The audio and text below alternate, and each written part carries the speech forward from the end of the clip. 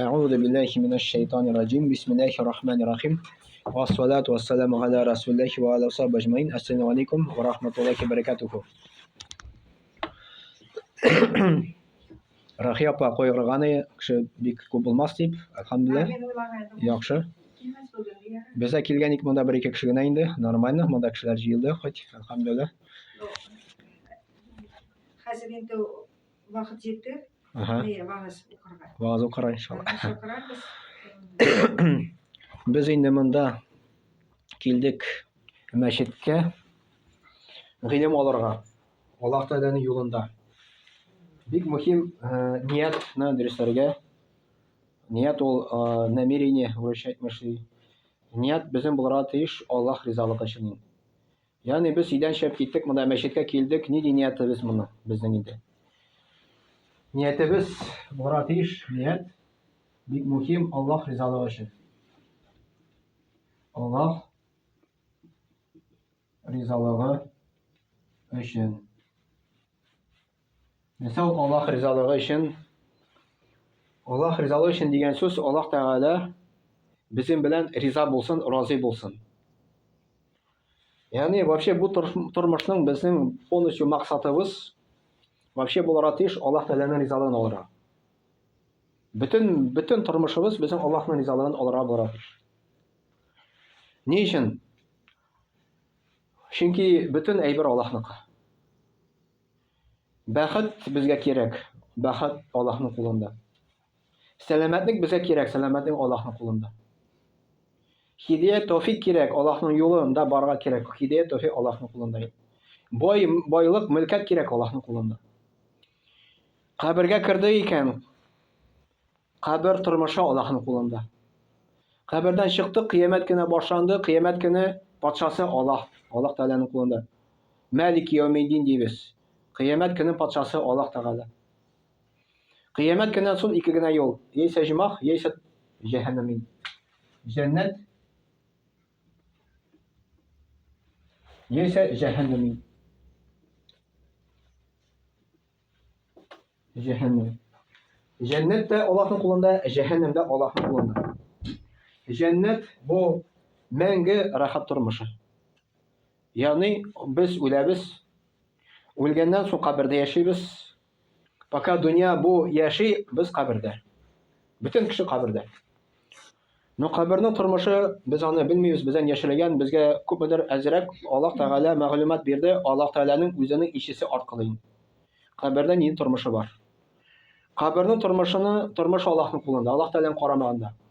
Кеше бу дөньяда что заслужит, кабердә той получит. Кабердән соң кайчан Аллаһ Тәгалә дөньяны бетерә, ягъни бу дөньяның бар начало, бар конец. Как дөньяның конец килеп җитә, дөнья бетә, кыямәт көне башлана. Кыямәт көне Аллаһ Тәгалә безне бөтенебезне чыгара, бөтенебез Аллаһ кашына басабыз, анда уже була хисап. Менә монда уже Аллаһ Тәгалә безнең гамәлләребезне карый. Аллаһ Тәгалә Коръәндә әйтә, монда фәрештә куйдым ди, монда фәрештә куйдым ди.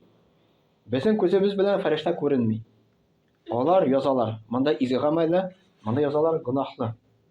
Язалар. Аннары кеше вафат булгач, үлгәч, гамәл дәфтәре ябыла, кыямәт көне безгә шушы гамәл дәфтәрен бирәләр.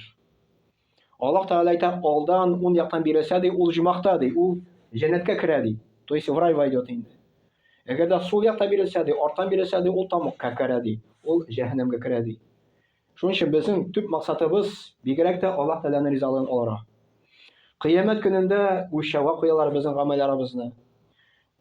Аллаһ Тәгалә әйтә, уң як баса ди, изге гамәлләр баса ди, ул җимахка керә ди, җәннәткә керә ди. Сул як баса ди, тамукка керә ди, җәһәннәмгә керә ди. Шуның өчен безнең тормышның максатыбыз, цель этой жизни Аллаһ Тәгаләнең ризалыгын алырга. Biz монда киләбез, ният кылабыз Аллаһ Тәгаләнең ризалыгын алырга, иншалла. Аллаһ Тәгалә безнең белән риза булса, безне җәннәткә кертә. Риза булмаса, җәһәннәмгә кертә. Без монда килдек гыйлем алырга. Гыйлем. Гыйлем это знание. Аллаһ Тәгаләнең юлында без гыйлем алырга килдек. Muhammed Peygamber sallallahu aleyhi ve sellem aytты, kim гыйлем yoluna basa diye.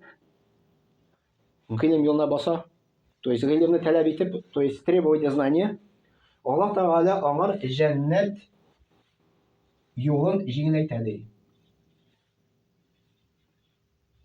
Җәннәт юлын җиңеләйтә. То есть без монда килдек, Аллаһ Таала безгә бу юлны җиңеләйтә. Аңлашыламы? Юлны җиңеләйтә. Нәрсә ул юлны җиңеләйтә Аллаһ Таала безнең? Нәрсәне җиңеләйтә? Без монда килеп вагызны ишетеп китәбез. Гыйлем алабыз. И үзебезнең хаталарыбызны тикшереп үзгәртәбез, гөнаһларны инде. Гөнаһларны киметкән саен без җәннәткә юлны җиңеләйтеп барабыз. Кем монда килми, аның гыйлеме юк. Гыйлеме булмаган кешенең гөнаһлары муеннан килеп чыга. Теге безнең авылдамы вообще халык арасында бар шундый кешеләр. Әйтәләр, нәрсәгә мин мәчеткә барам, минем гөнаһларым юк дип әйтәләр. Ник кем мәчеткә йөри, аларның гөнаһлары муеннан. Йөрсеннәр алар дип әйтә инде. Минем гөнаһларым юк. Ни өчен ул шулай әйтә? Безнең бар ике күз, бар маңгай күзе, бар күңел күзе. Маңгай күзе күрсә дә, күңел күзе сукыраны, күрми. Потому что аның гыйлеме юк. Гыйлеме юк. Гөнаһлары муеннан аның калибы капланган, калиб әтә күңел.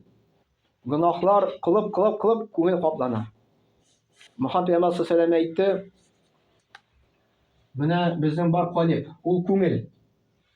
Күңел это наша душа. Дип әйтәбез инде. Күңел ул пычрана. Мөхәммәд Пәйгамбәр саллаллаһу алейһи ва сәллям әйтте, әгәр дә кеше бер гөнаһ кылды икән дие, бер нукта барлыкка килә күңелдә. Нукта это точка. Әгәр дә кеше Аллаһтан гафу сорый, ул стирается. Күңел чиста кала. Гафу сорамый икән, нукта кала. Тагын бер гөнаһ кылды икән, тагын бер гөнаһны, тагын и полностью күңел каплана. Күңел каплана, ул нәрсә дигән сүз? Күңел без тотып карый алмыйбыз. Без аны не можем никаким прибором померить күңелнең кешенең инде. Карам кешенең күңеле юкмы? Без аны белмибез. Но кешенең күңеленең карагылыгы беленә тышкы гамәлләрдә. По его делам можно разузнать, күңеле моны чистамы или пычракмы. Мәсәлән, бер кеше белән талаша башла, бөтен пычрагы тышка чыга. Аңлашыламы? Бөтен пычрагы тышка чыга. И анда ничек әйтеп була кешенең күңеле чиста дип. Күңелне чистартып була. Аллаһ та безгә бирде чистартып торган нәрсә күңелне. Ул намаз.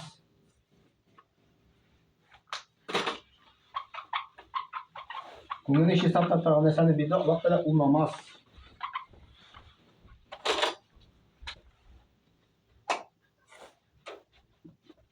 Беренчесе. Икенчесе ураза. Өченчесе хаҗ. Хаҗ дигәндә, монда сезнең ике хаҗигыз бар. Алхамдулилlah, поздравляю. Хаҗилар аңлыйлар, нәрсә бар монда. Хаҗда баргач, әгәр дә күңел белән, теге чын күңелдән бара икән кеше, шанып, аның күңеле анда чистарына. Күңеле анда монда уже икенче төрле булып кайта. Андары зәкят күңелне чистарта. Зәкят ул байлар мискиннәргә садакасын бирә. Садака биргән саен кешенең күңеле чистарына. Дуа белән күңелне чистара. Бу безнең булды вступительный. Мин сезгә дуа турында сөйләргә җыенам иншалла. Дуа турында безнең була вагаз. Дуа күңелне чистарта. Мәсәлән, әнигә ярдәм итү. Яки әнине хөрмәт итү. Хөрмәт итү. Ул күңелне чистарта. Ул күңелне чистарта. Аллаһ ризалыгы өчен булса. Ураза тоту күңелне чистарта. Садака бирү күңелне чистарта. Бер кешегә Аллаһ Тәгалә ризалыгы өчен булышу күңелне чистарта. Өмәгә бару, зиратка мәсәлән, Аллаһ ризалыгы өчен ул күңелне чистарта. Ягъни любой эш Аллаһ доволен икән, Аллаһ ризалыгы өчен эшлисең икән, ул күңелне чистарта. Кемнең күңеле пычрак, мәсәлән, кемнең күңеле чиста. Менә күңел ике төрле. Менә чиста дип әйтәбез, менә пычрак дип әйтәбез. Пычраклар белән тулган. Кемнең күңеле пычрак? Мәсәлән, бар безнең тән, бар безнең җан. Тән ширләсә, авыр булаймы? Сәламәтлек бетә. Давление күтәрелә. Яисә кемне рак авырту башлана, мәсәлән. Җиңел түгел. Но җан ширләсә, җан бу авырак, бу катлаулырак. Җан ширләсә, кеше кая бара? Төрлечә бара. Кемдер психологка бара. Психолог.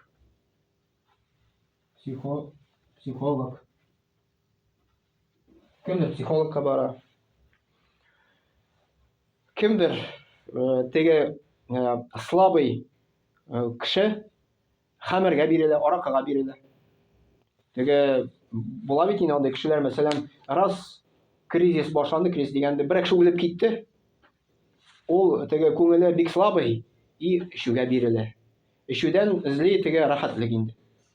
Эчә ул, әзрәк башы аңгырая и аңар какой-то вакыт рәхәт булып китә. Аннары похмельдән авыр була.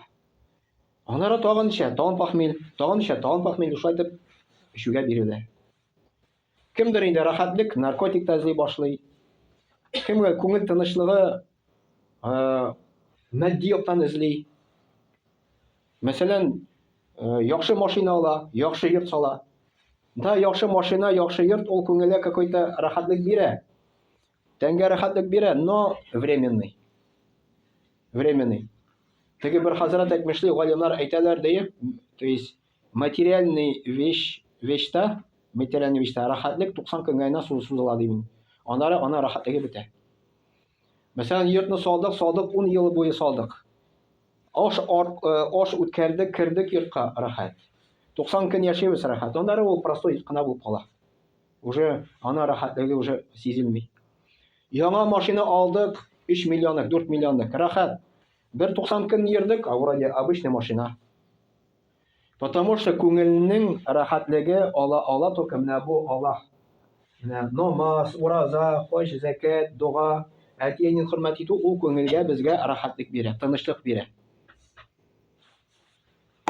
Менә даже без сез монда килдегез, мәчет Аллаһның йорты, Аллаһның йортында күңел тынычлана.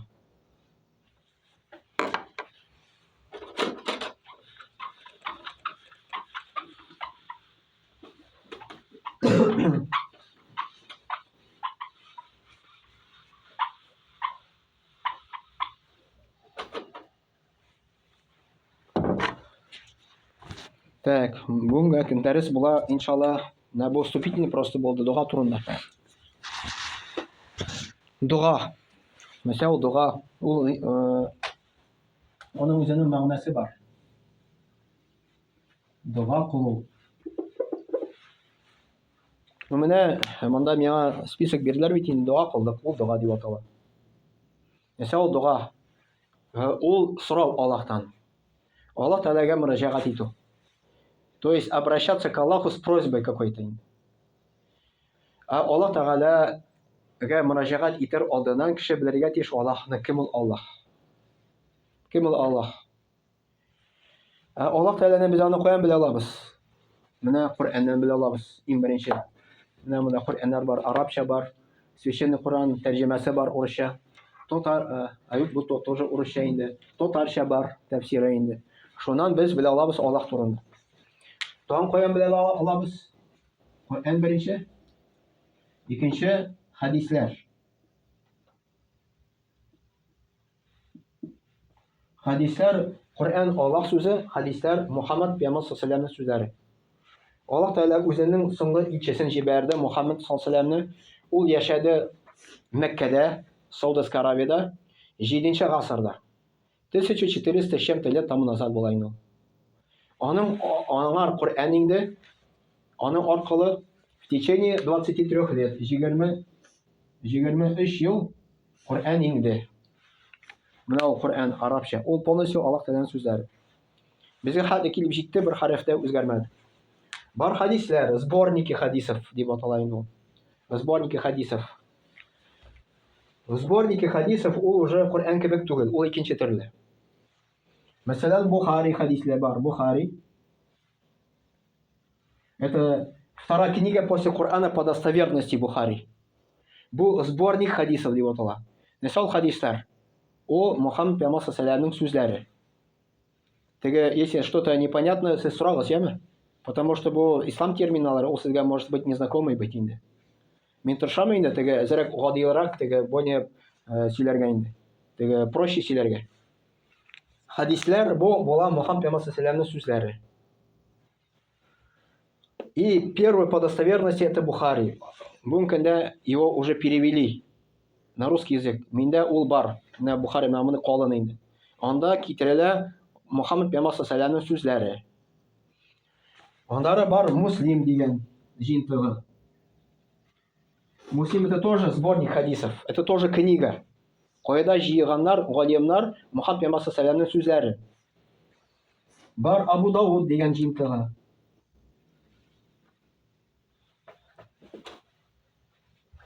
Абу Дауд. Абу Дауд. Алар основном 6 җинтык, самый основной. Но күбрәк тә бар, самый основной 6. Мин просто монда 3 генә сезгә яздым. Ан-Насаи, Тирмизи бар. Җинтыклары.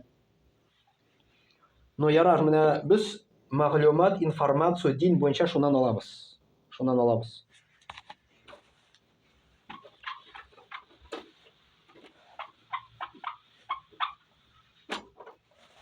Дуга это обращение к Аллаху, мөрәҗәгать итү Аллаһ Тәгаләгә.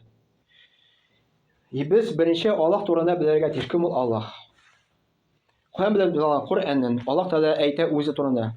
Кем ул Аллаһ? Кул Аллаһу хад. Әйт син Аллаһ бер дип беләбез уже. Аллаһу самад, Аллаһ мәңге. Нет начала, нет конца. Это безнең бар начало, безнең бар конец, а Аллаһ Тәгаләнеке юк. Любой нәрсәнең бар начало, бар конец. Машина алабыз, началосы бар, конец бар. Любой хайванның бар, началосы, конец. Фәрештәләрнеке дә бар, җиннәрнеке дә шулай бар. Любой планетаныкы бар. Вот это небеса, земля, аның бар началосы, бар конец. Конец кыямәт көне булачак. Аллаһ Тәгалә уже икенче төрле кылачак монда, дөньяны инде. Башкача. Менә бу дуга белән Аллаһ Тәгаләгә мөрәҗәгать итү. Аннары Аллаһ Тәгалә әйтә: "Лам ялид ва лам юлад". Аллаһ тумады, һәм тудырмады ди. Он не был рожден и не рожал он никого дигән. То есть не был рожден дигән сүз, аның әти-әнисе юк. Не рожал он никого, аның балалары юк. Аның внуклары юк. Кемдер әйтә: "Алла бабай" дип теге әби, мәсәлән, үзенең баласын өйрәтә: "Алла бабай" янда. Алла бабай дигән сүз дөрес әйтү түгел. Это неправильно. Аллаһ Тәгалә ул бабай түгел. Аллаһ Тәгалә ул узын сакаллы түгел. Аллаһ Тәгалә ул менә бу теге креслода утырып, теге өстән безгә карап утыра торган түгел. Тояк тотып инде безгә карап, андый түгел. То есть Аллаһ Тәгалә не такой, мы его не можем представить берничектә. Не можем. Аллаһ Тәгалә ул кеше түгел. Әгәр дә ул без аны Алла бабай дип әйтәбез икән, получается аның внуклары бар бит инде. Внуклары булгач балалары бар, әти-әнисе бар. Бу уже Аллаһ Тәгаләгә каршы без уже неправильную информацию бирәбез. Ул зур гөнаһка керә. Мы искажаем информацию об Аллахе, Аллаһ турында. Аллаһ Тәгалә әйтә Коръәндә: "Лейса камислихи шайъун". Аллаһ Тәгаләгә бер нәрсә ошамаган ди. То есть, әгәр дә без хотим представить Аллаһ Тәгаләнеке, это невозможно никак представить. Аллаһ Тәгалә күренми, без аны күрә алмыйбыз бу дөньяда берничектә. Ул безне күрә. Ул безне күрә, бөтенебезне күрә. Но без Аллаһны күрә алмыйбыз берничектә. Ә кайчан без Аллаһны күрәбез? Кыямәт көндә һәм иҗмаға кергәч. Иҗмаға, ягъни җәннәт, рай. Иҗмаға кергәч, була самое большое наслаждение Аллаһ Тәгаләне күрү, аны белән сөйләшү. Аллаһ Тәгаләне күрү белән, аны сөйләшә башлау белән бөтен рәхәтлекне онытасың дигән. Шул хәлдә Аллаһ Тәгаләне күрү, сөйләшү була самое большое наслаждение. Вот представьте, наш Создатель, безне создавать итә Аллаһ Тәгалә. Әни эчендә куллар бирде, күз бирде, колак бирде, аяклар безгә бирде. Это подарил нам Аллаһ Тәгалә. Вот представьте, например, без машина белән йөрибез. Минем машинаны Япониядә ясаганнар. Заводта ясаганнар. Конструкторлар анда төзгәннәр, ясаганнар, кемдер анда теге, то есть кемдер ясаган, кемдер конструктор булган инде. Кто-то планировать иткән. Безнең дә бар завод, который мы это ясалабыз. Әни эше. Это фабрика по изготовлению человека. Әни эчендә Аллаһ Тәгалә безне ясый. Аяклар, куллар бирә, күз бирә, колак бирә, эчтәгеләрне әйберне бирә, җан бирә. Җанны бирә после 120 дней. Мөхәммәд Пәйгамбәр саллаллаху алейһи ва сәллям әйтте, 120 көн дие үткәч Аллаһ фәрештәне җибәрә, фәрештә анда җан өрә ди. И безнең җаныбызны Аллаһ Тәгалә уже давно создавать иткән. Вакыты килеп җитү белән әни эченә безнең җанны кертә. Без анда керәбез. Әни эчендә яшибез күпмедер вакыт. 9 ай яшибез, но тере килеш 5 ай яшибез инде. Мәйт булып 4 ай ятабыз. Ә тере килеш 5 ай ятабыз анда. И бу дөньяга чыгабыз. Бу дөнья яшибез. И бу дөньяга чыккач кеше кызганычка каршы үзенең создателен оныта. Начинает заниматься более материальными вещами инде. Эш дип, машина кирәк, йорт кирәк, и уже Аллаһны оныта. Кызганычка каршы. Аллаһ Тәгалә әйтә, мине онытмагыз ди. Миңа шөкер итегез, миңа рәхмәтле булыгыз ди. Менә Аллаһ Тәгалә турында әйтем тагын, Аллаһ Тәгалә бер. Аллаһ Тәгалә самодостаточный. У него нет начала, нет конца. Валям якуляху куфан ахад. Аллаһ Тәгалә әйтә ахырында, шушы сүрәнең Ихлас сүрәсендә, и не было ему равных никого дигән. Аллаһ Тәгаләгәнең тиңдәше юк, аны равного никого нету. Аллаһ Тәгалә создал землю, создал небеса, анда бөтен әйберне бар кылды инде.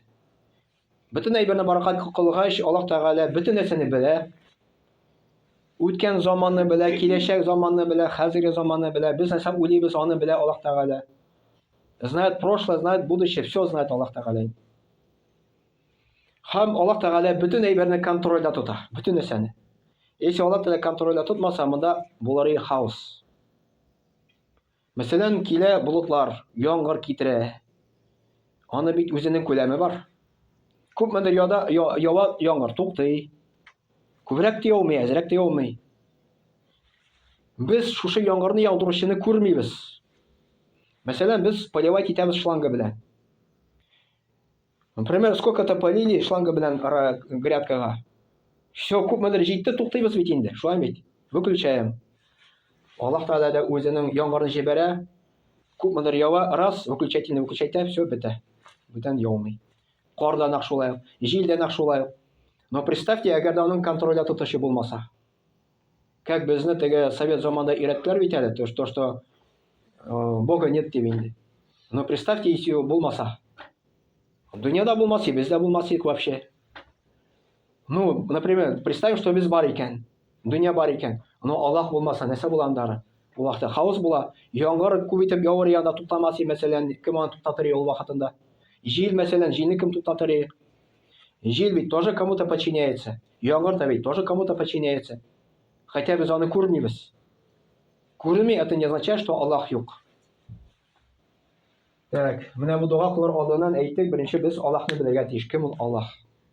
Узнали маленько то, что Аллаһ турында инде. Хәзер дуга кылабыз. Без дуга кылабыз инде. Әйтәбез инде. Аллаһтан дуга сорыйбыз.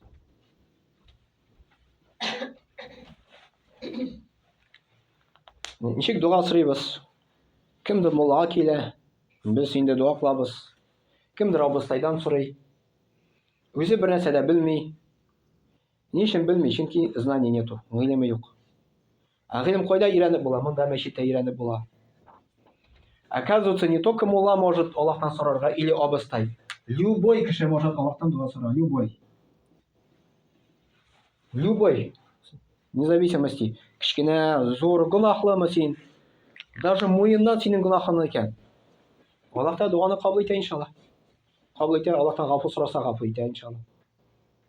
Любой кеше может обратиться к Аллаху.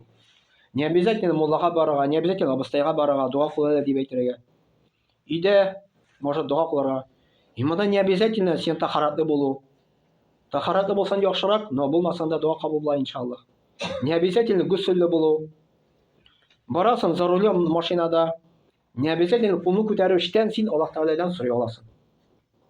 На машинада барабыз бит әле.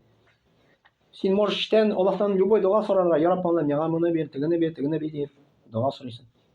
Менә любой кеше может обратиться к Аллаху, пожалуйста. Аннары ул дуа гыйбадәтнең зурлы, иң зуры санала инде. Менә бар понятие такое гыйбадәт.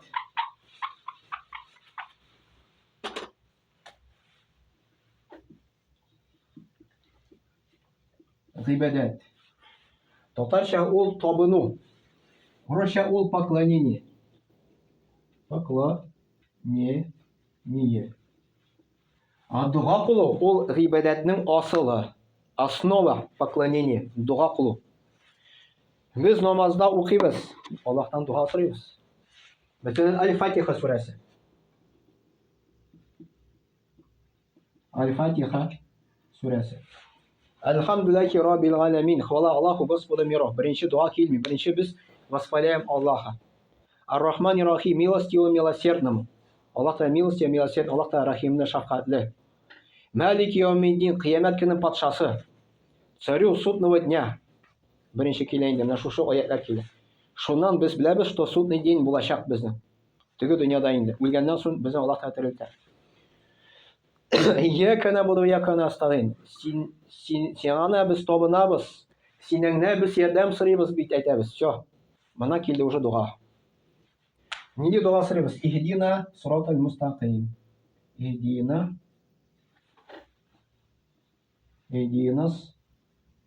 сиратал мустақим.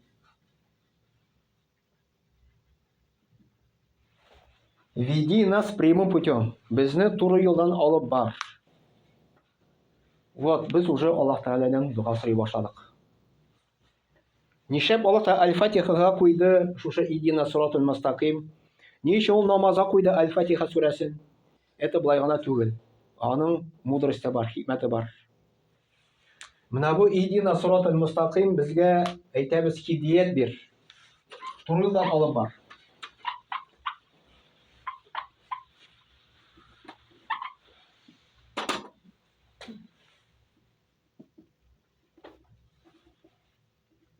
Мен Аллаһ Тәгалә иң зур бүләк дип әйтәбез. Иң зур бүләк. Үзенең теге бәндәсенә дип әйтәбез, кулына нинди иң зур бүләк бирә? Без аны сорыйбыз Аль-Фатиха сүрәсендә. Ул һидаят сорыйбыз. Һидаят, тәүфик сорыйбыз. Һидаят, тәүфик сорыйбыз. Һидаят, тәүфик, туры юл. Туры юл. Әйтәбез, безне туры юлдан алып бар. Бар машина торган, йөри торган юл. Но бар рухи юл. Рухи. Бу рухи туры юлы. Духовный прямой путь дип аталган. Безнең бар бер җан, безнең бар тән. И безнең җаныбызга кирәк руководство, туры юл. Чтобы без адашмасын өчен бу тормышта. Ул була Коръән, менә Коръән. Ул безгә Коръән була инструкция по использованию нашей души. Это инструкция. Так, менә мәсәлән, менә телефон бар. Телефонның бар нәрсә книжкасы. Аның бар инструкциясе. Дару сатып алабыз, аның бар инструкциясе. Машинаны сатып алабыз, бар инструкциясе. 92 митин, 95 митин салырга ярый. Соляр монда салмыйсың инде. Кайсыдыр машиналар соляр белән йөри, мәсәлән. Кайсыдыр мәсәлән электр белән йөри. Аның бар инструкциясе, ничек аны дөрес итеп кулланырга. Безнең дә бар җаныбыз. И менә бу инструкция була Коръән. Безгә Аллаһ та Коръәнне бирде, ничек туры юлны алып барырга, ничек дөрес итеп яшәргә. Ә без нәрсә әйтәбез? Безнең Коръәнебез булса да, ул монда ята ул безнең теге тузан җеп инде. Уйлыйбыз, какой-то безгә ул бәрәкәт китерер дип өйгә. Ну, менә мәсәлән, алабыз уголовный кодекс. Монда инде теге полицейскийда эшләгән кешеләр бар бит инде. Расчет. Уголовный кодекс алабыз. Повесим уголовный кодекс монда индеме? Такая-то статья за воровство. Анда язылган индеме? И будем думать, что безгә вор не зайдет домой. Улар куркмый да ул. Мы тоже будем думать, мәсәлән, менә Коръән куйдым, и мин бәхетле булам хәзер.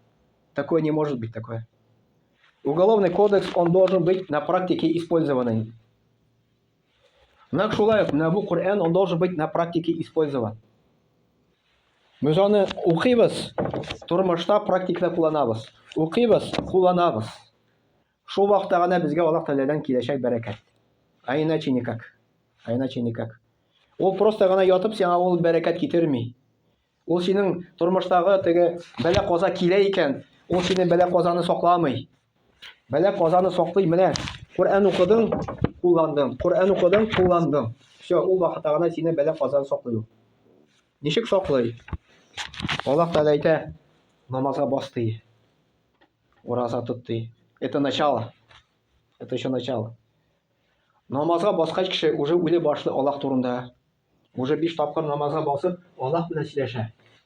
Аллаһ белән сөйләшкәч, Аллаһтан курка башлый. На него это сильное воздействие идет. Әгәр ул чын күңелдән укый икән. Раз на него сильное воздействие идет, Коръәндә Аллаһ Тәгалә әйтә нәрсә ди?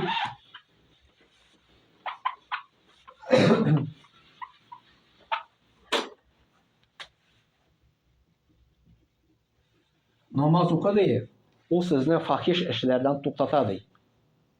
Мисал фахиш эшләр, начар эшләр.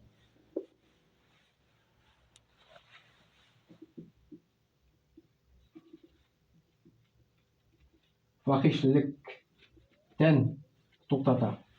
Фахишлек ул була зур гынахлар. Зур гынахлар.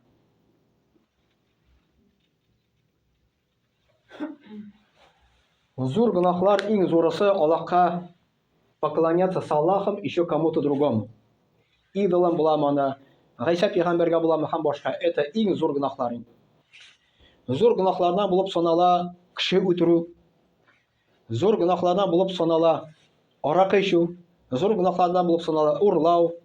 Зур гынахлардан булып санала инде процент белән шөгыльләнү. Теге 1 миллион бирәсең, мәсәлән, 1,2 миллион аласың, мәсәлән, менә шулай. Зур гынахлардан инде. Мәсәлән, монда язам хәмер дип. Урлау дип.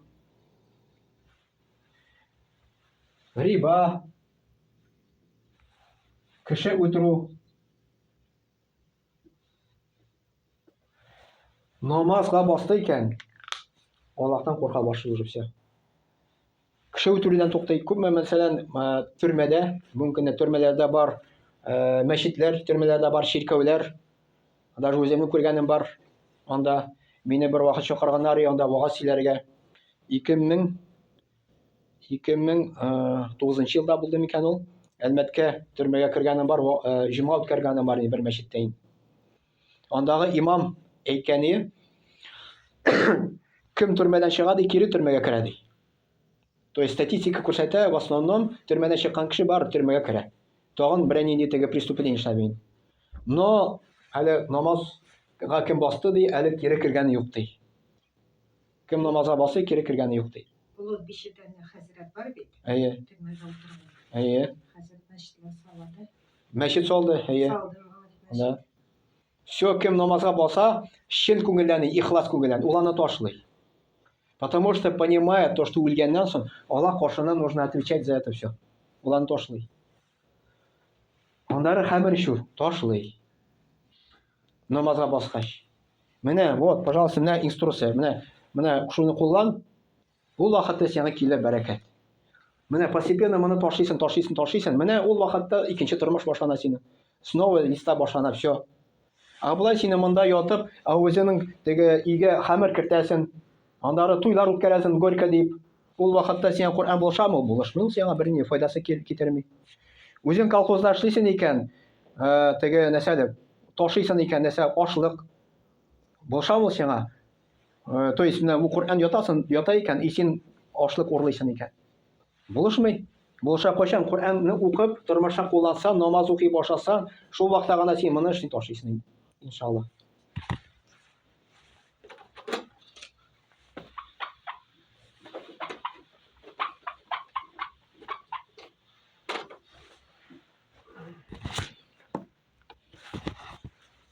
Безнең вакыт күпме анда? Просто вакытны беләсең, ничә минут? 7 минут.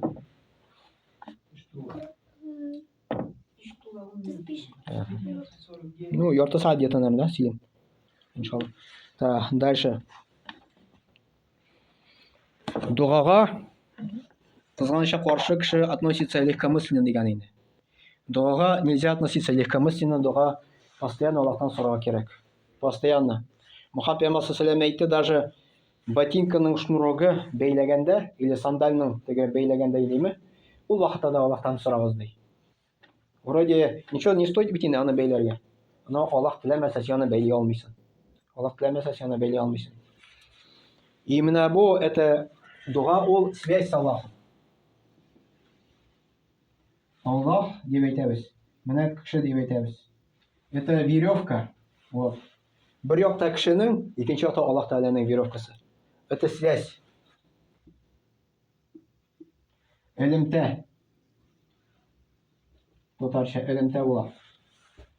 Без связьгә керәбез Аллаһ белән. Аллаһ Тәгалә белән сөйләшәбез, Аллаһтан сорыйбыз.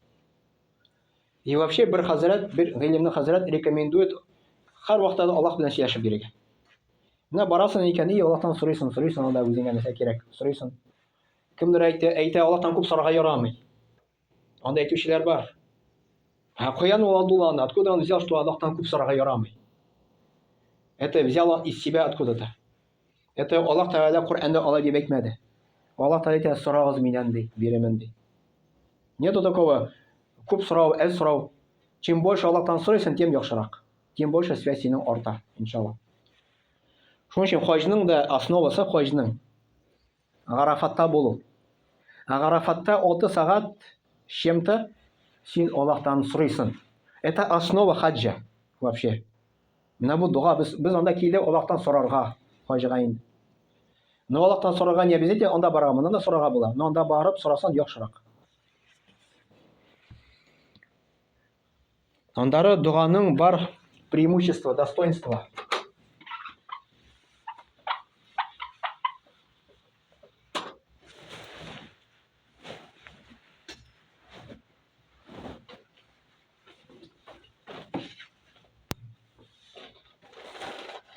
Дуганың бар преимущество.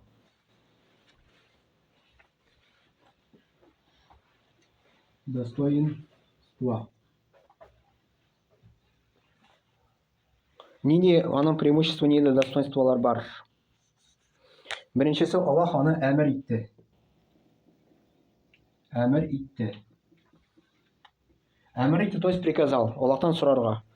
Ва қала раббукум удгуни астаджиб лакум. Әйтте, һәм әйтте, Раббыгыздан сорагыз, җавапны бирәмен ди. Сезгә җавап бирелер ди.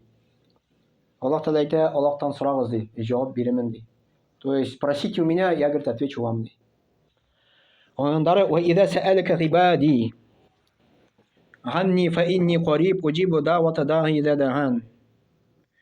Кайчан ди, минем кулларым ди, минем турында сорыйлар ди. Дөреслектә мин якын ди. Сораучыга мин җавапны бирәм ди. Коръәндә Әл-Бакара сурәсендә Аллаһ Тәгалә үзе әйтә. Әгәр минем кулларым минем турында сорасалар ди, если мои рабы спросят обо мне, я очень близок ди. Якын ди. И мин отвечать итәм ди сезгә.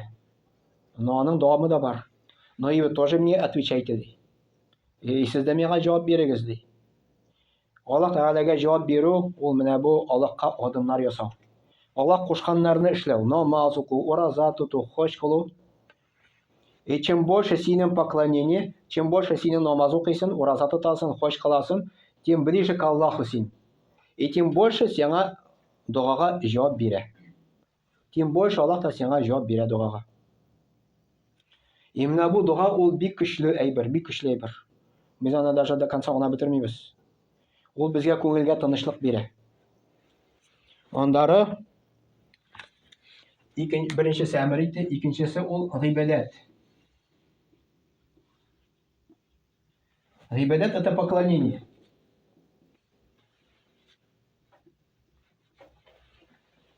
А за поклонение положена награда Аллахтан. Аллах Тәгалә гыйбадат өчен наградасын бирә. Әҗир бирә, әҗир. Әҗир савап бирә. Нәрсә ул әҗир савап? Әҗир савап безгә Аллах Тәгалә бирә кыямәт көнендә.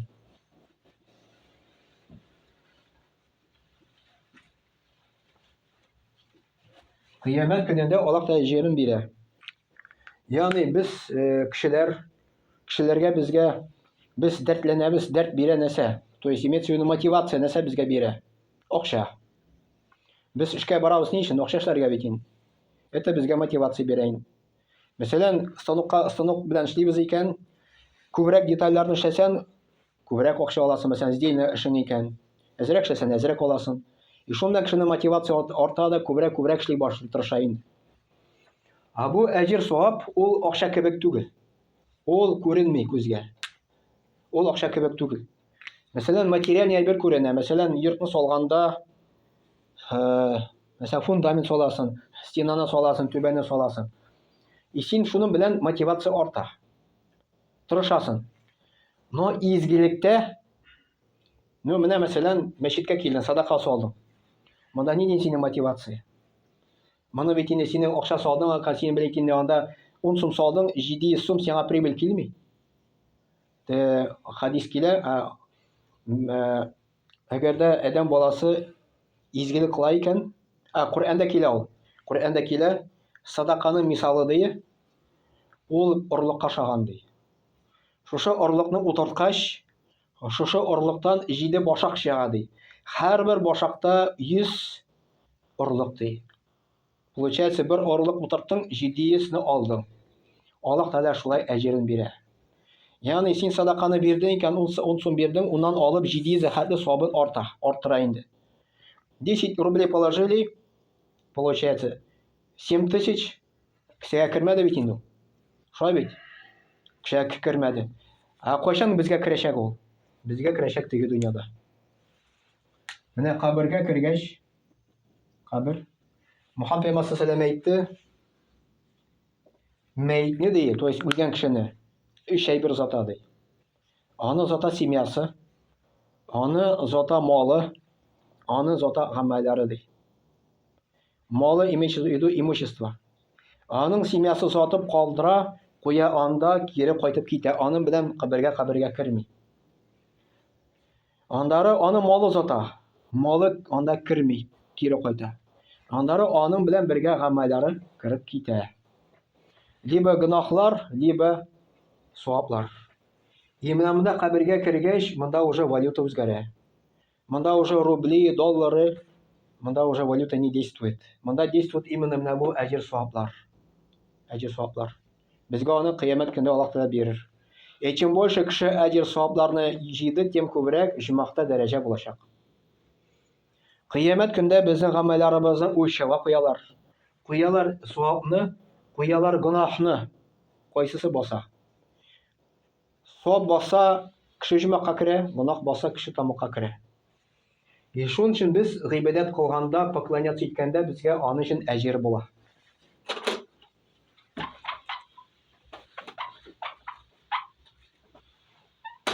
То есть достоинство первое Аллаха Меките, икенчесе гыйбадат это поклонение. Өченчесе ад-дугау яруддул балаа ва ядфa'аху.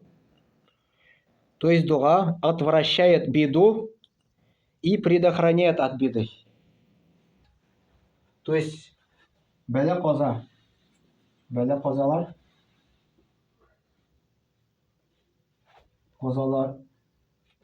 Бәлә казаларны Нишәтә татарча әйтеп була? Бәлә казалардан саклый. Казалардан саклый.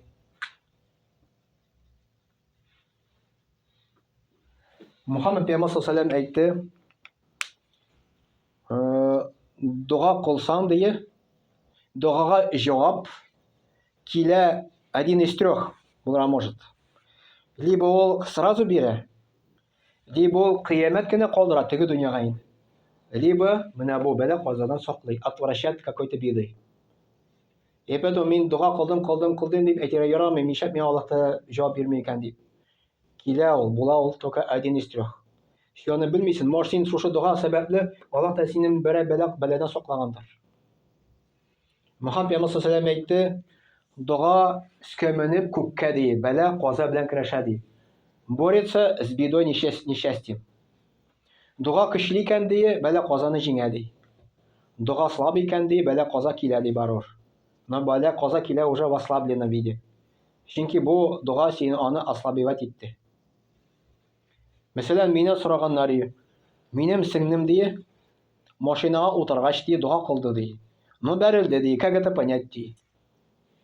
Миңа шушы хадисне әйттем инде. Әгәр дә дуга кылмаган булса, бәрелеп может үлер иде. А монда дуга сәбәпле бәрелде, но ослабленном виде килде уже. Просто бәрелде генә, үзе исән калды. Без аны белмибез, за нами что там стоит, без белмибез. Может анда бик зур бәла каза килергә тиеш булгандыр. Ә без дуга белән аны отталкивать итәбез, алхамдулилlah. Менә беренчесе Аллаһта әмер итте, икенчесе гыйбадәт, это поклонение, за это әҗр савап языла. Өченчесе бәла казалардан Аллаһ та саклый.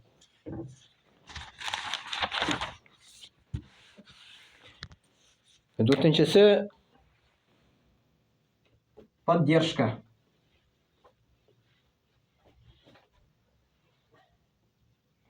Аллаһ Тәгалә дуга кылган кешене поддерживать итә. Помогает, ярдәм итә. Ярдәм итә. Специальная поддержка моңа килә. Аллаһ Тәгаләнең поддержкасы.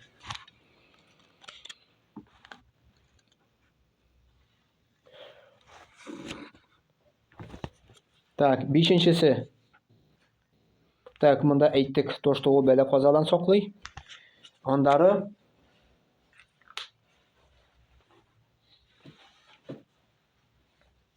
алтынчысы. Калыпны чистарта. Калып это күңел. Күңел.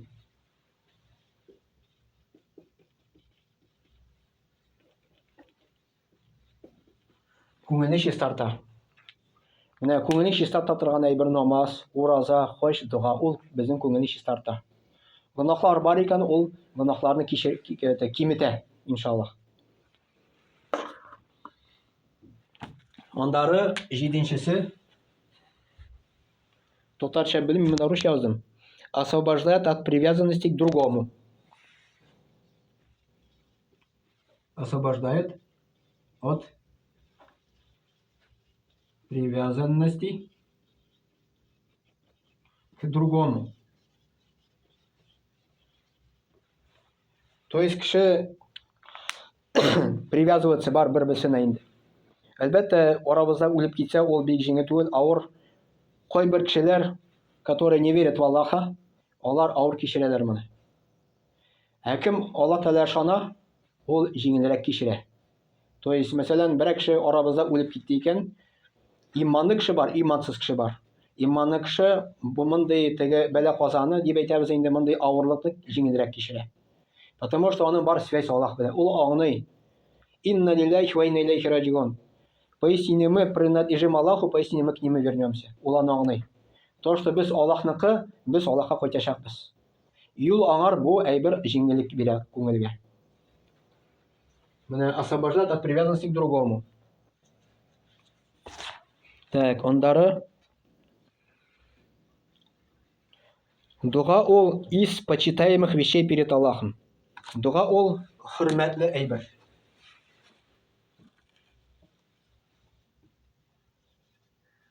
Хөрмәтле нәрсә. То есть очень из самых почитаемых вещей Аллаһтан дуга сорау. Аллаһ Тәгалә бу дуга сораучыны ярата. Дуганы ярата.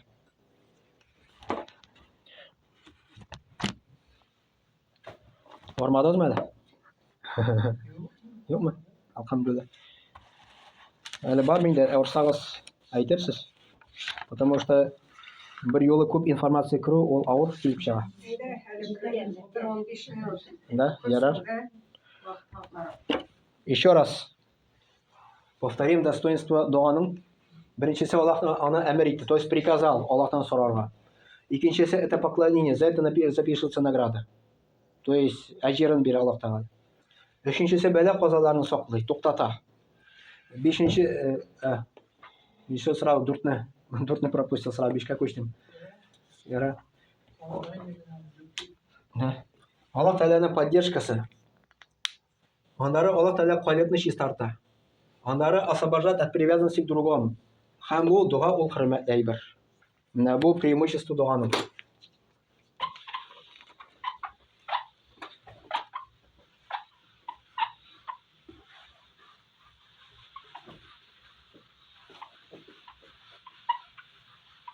Истә калдырасың, икенче дәрестә сорармын.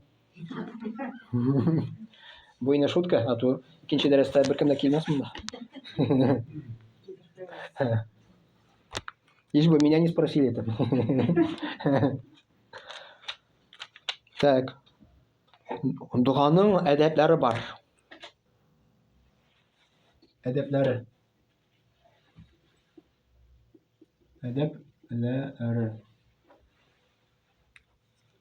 Әдәпләре. Нинди әдәпләре? Беренчесе уверенность в принятии. Беренчесе уверенность в принятии дуга. Сез монда, мне кажется, урысча лучшерак аңлыйсыз, потому что мин дә үзем теге урыслар арасында күрәк яшәдем мин. Урыс мәктәбендә укыдым мин. Поэтому мне проще объяснять теге урысча. Урысча татарча да сезгә әйтәм мин. Так, уверенность в принятии, то есть إذا دعا أحدكم فلا يقول اللهم اغفر لي إن شئت. Мөхәммәд пәйгамбәр саллаллаху алейһи ва әйтте, әгәр дә берәрегез Аллаһтан дуа сорасагыз дие, әйтмәгез дие. Ярап Алла мине кичер теләсәң дип. Теләсәң мине кичер дип әйтмәгез ди. Вархамни ин шит. Миңа рахимле бул теләсәң дип әйтмәгез ди. Варзукни ин шит. Миңа ризык бир теләсәң дип әйтмәгез ди. Валия зама мас'алата дип килә инде. Иннаху яф'алу ма яшау ла макраху лаху. Аллаһ Тәгаләне мәҗбүр итеп булмый. То есть мы не можем приказать Аллаху никак. Мәҗбүр итеп булмый. Беренчектә. Но сорасагыз, барыбер сорагыз, миңа шуны бир, миңа шуны бир. Шулай дип сорарга кирәк. Как будто без Аллаһтан сорыйбыз инде, димме? Но мы не можем его принудить, Аллаһ Тәгалә. То есть имеется в виду, если без Аллаһтан сорыйбыз, миңа Аллаһка җавап килмәде икән. И син разочароваться итәсең. И син дуга сораганда телисең мәҗбүрләргә Аллаһ Тәгаләне. То есть ты хочешь подчинить Аллаха под себя. Ул дөрес түгел. Это Аллах нас, это мы Аллаху подчиняемся, Аллах под нас не подчиняется. Без просто сорыйбыз гына. Син теләсәң, как перевести теләсәң син? Теләсәң желание просить. Теләү. Әйтергә ярамый. Мына вот еще раз объясню, и дөрес сорау бирдегез. Әйтергә ярамый. О, Аллах, прости меня, если ты захочешь, дип. Слова, если ты захочешь, дип әйтергә кирәк. Кирәкми, да. Если захочешь, прости меня, дип әйтергә кирәкми. Просто прости меня. Прости меня, дип әйтергә кирәк. Теләсәң, то есть если ты захочешь, нельзя так әйтергә инде. Если тебе угодно, алай ярамый, то Юк, кирәкми алай. Алай әйтмибез. Например, сорыйбыз, я Рабб, Алла, дай мне это, дай мне то, дип инде. Шулай кирәк. Если дип, нужно упустить это. То есть уверенность должна быть, что Аллах безнең дуаны примет, иншаллах. Уверенно сорарга. Аллаһ Тәгалә миңа кабул итәр микән, юк микән дип, Аллаһ бар микән, юк микән дип, нельзя так. Нельзя. Это уже син диннән чыгарга можешь, если такой вопрос задашь. Или Аллах Тәала ишетмеймени инде ул дип әйтергә тоже ярамый. Неужели Аллах не слышит? Нельзя такое говорить. Если Аллах Тәгалә, например, шул вакытта бәла каза бирми икән, мәсәлән, бит инде теге сугышлар бара, мәсәлән, индеме? Украинада сугыш бара, мәсәлән, Палестинада сугыш бара, Палестина җимерәләр анда. Кемдер мәсәлән әйтә, неужели Аллах Тәала не видит, что ли, это дип инде? Ярамый ул әйтергә. Аллах Тәала видит, все слышит, все знает. Все знает. Поэтому так нельзя говорить. Аллах Тәала все слышит, все видит. Если син әйтәсең, неужели Аллах не слышит, ты уже выходишь из религии. Син уже кафирлек китерәсең, син уже в неверие уходишь. Это уже слова неверия получается. Потому что Аллах Тәала все слышащий, все видящий. И мы не имеем Аллах Тәала приказывать ничем, никак. Сугыш башланды икән, туктат, Аллах Тәала сугышны дип, как мы можем ему приказать? Все по его велению уже идет. По его мудрости все идет. А ничем сугышлар, а потому что Аллах Тәала кешегә бирде иреклек. Свободу дал. Фәрештәләргә бирмәде иреклек, то есть не дал свободу. У них нет свободы. А безнең свобода бар.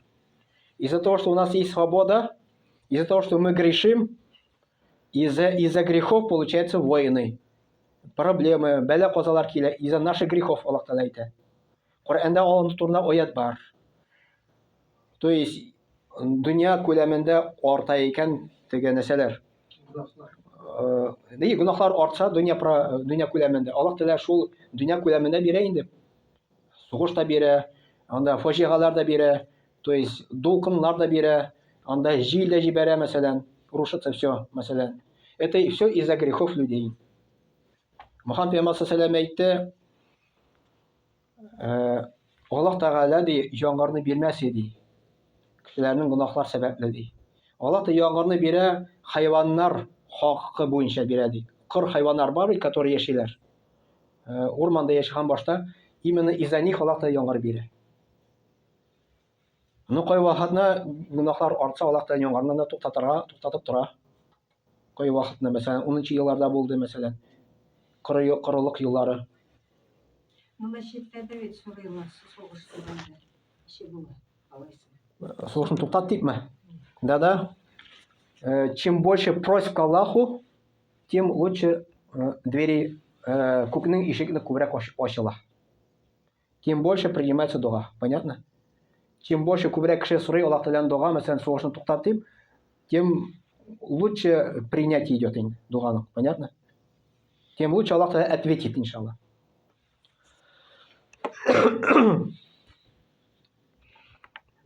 Так, это первое. Уверенность. Второе. Присутствие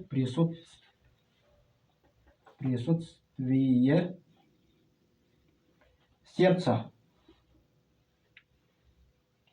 во время дуга.